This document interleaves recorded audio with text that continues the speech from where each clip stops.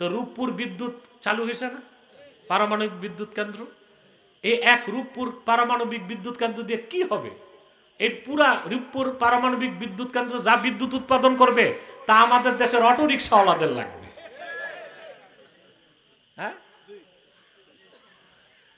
আমরা এমন, আমাদের দেশে মাদ্রাসার একটা বৈশিষ্ট্য আছে, মাদ্রাসা থেকে প্রচুর আল্লাহওয়ালা তৈরি হয়। দুনিয়া পাক আর না পাক, দুনিয়া পাক আর না পাক, আল্লাহওয়ালা তৈরি হয়, আখেরা ঠিক আছে। আর জেনারেল যারা মাদ্রাসা শিক্ষাকে তাচ্ছিল্য করে, ওনারা কি জানে? ওনারা কিছুই হইল না, না ইধার কা না উধার কা, না স্কুল কা না উস্কুল কা।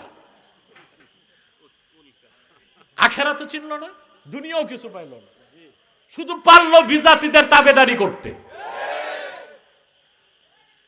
প্রিয় বন্ধুগণ, তো বলি 3 পাতা বিজ্ঞান পড়লে নাস্তিক হয়, আর পুরা বিজ্ঞান পড়লে কোরআন সুন্নাহর সামনে মাথা নত হয়ে যায়। বলেন সুবহানাল্লাহ।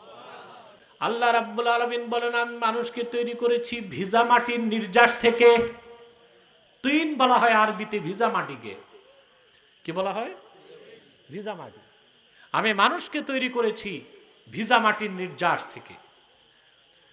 1 ফোঁটা বীর্যের আকারে তাকে স্থাপন করলাম তার মায়ের সুরক্ষিত রেহেমে। সুবহানাল্লাহ। তখন আপনি মৃত ছিলেন না জীবিত? আল্লাহ পাক বলেন, সুম্মা খালাকনান নুতফাতা আলাকা। এখানে খালাকনা সাইয়ারনা অর্থ দিবে। অতঃপর আমি এই বীর্যকে পরিণত করলাম রক্তপিণ্ডে। সুবহানাল্লাহ। মৃত না জীবিত? ফাখালাকনাল আলাকাতা মুদগাহ। 40 দিন পর আবার এই রক্তপিণ্ডকে আমি গোশতপিণ্ড বানায় দিলাম। ফাখালাকনাল মুদগাতা ইজামা। গোশতের ভিতরে আবার হাড় হাড্ডি তৈরি করলাম। ফাকাসাউনাল ইজামা লাহমা।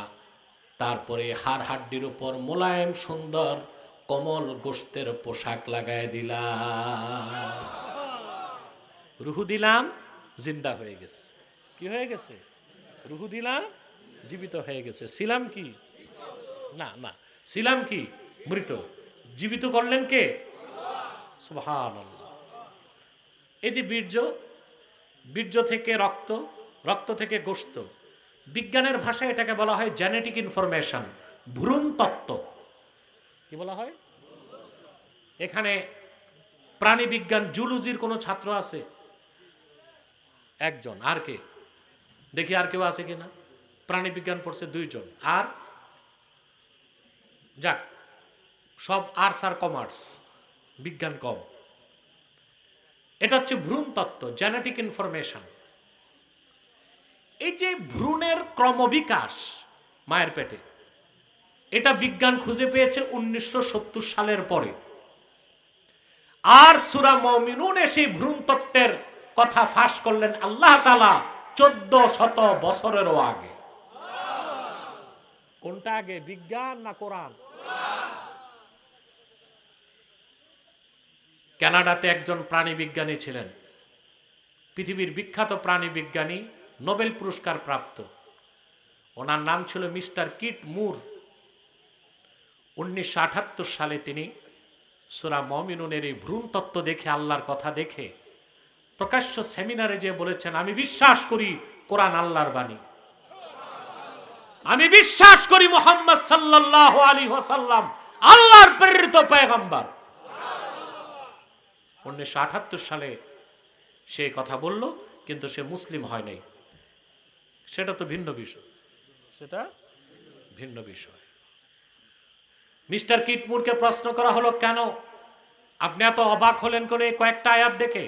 বলে, কোরআন শরীফের এই আয়াতে যে ভ্রূণ তত্ত্বের তথ্য দেওয়া হয়েছে, 1500 বছর আগে অনুবীক্ষণ যন্ত্র ছিল না, মাইক্রোস্কোপ ছিল না, সায়েন্টিফিক ইনস্ট্রুমেন্ট ছিল না, আর এগুলো এত ক্ষুদ্র, এত ছোট, খালি চোখে দেখা যায় না। তো মুহাম্মদ সাল্লাল্লাহু আলাইহি ওয়াসাল্লাম দেখলেন কেমন করে? নিশ্চয়ই আল্লাহ ওনাকে জানাই দিয়েছেন। সুবহানাল্লাহ। আমি প্রায় বলি, যারা 3 পাতা বিজ্ঞান পড়ে বাংলাদেশে, 3 পাতা, এগুলো নাস্তিক হয়। এগুলো কি হয়? আর পুরা বিজ্ঞান পড়লে কোরআনের সামনে মাথা নত করে দেয়, মুসলিম হোক আর না হোক। আমাদের দেশে আমরা কিছুই পেলাম না, ভার্সিটি থেকে না আল্লাহওয়ালা বুজুর্গ পাইলাম, না কিছু বড় মাপের বিজ্ঞানী পাইলাম। পাইছি সব প্রফেসর, ডাক্তার, ইঞ্জিনিয়ার আর অফিসার। কি পাইছি? অফিসার। যত অফিসার তত ঘুষ, যত অফিসার তত দুর্নীতি। অফিসার মানে ঘুষখোর, ইল্লা মাশাআল্লাহ কিছু ছাড়া। ঠিক কিনা? প্রিয় ভাইরা, আমি জানি না আমার দেশে শিক্ষা ব্যবস্থায় কতটুকু বরাদ্দ থাকে। বাজেটের খুব কম অংশই থাকে আমাদের দেশে চিকিৎসায়, শিক্ষায়, বিজ্ঞান গবেষণায় খুব কম থাকে। ঢাকা বিশ্ববিদ্যালয় প্রতিষ্ঠিত হলো 1921 সালে, 100 বছর হয়ে গেল। একজন বিজ্ঞানী আমাদের দিতে পারল না। আছে বিজ্ঞানী? কথা বলেন। কৃষি বিশ্ববিদ্যালয়ে কিছু বিজ্ঞানী পাইছি বেগুনের উপর গবেষণা, গোল আলু, টমেটোর।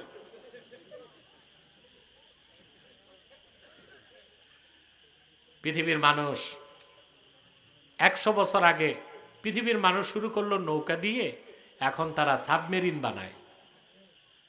আর আমরা নৌকায় দমকল ফিট করে ট্রলার বানাইছি। জাপান 100 বছর আগে রিক্সা বানাইছে, এখন তারা রকেট পাঠায়। আর আমরা ওই রিক্সাতে মোটর ফিট করে টেসলা বানাইছি।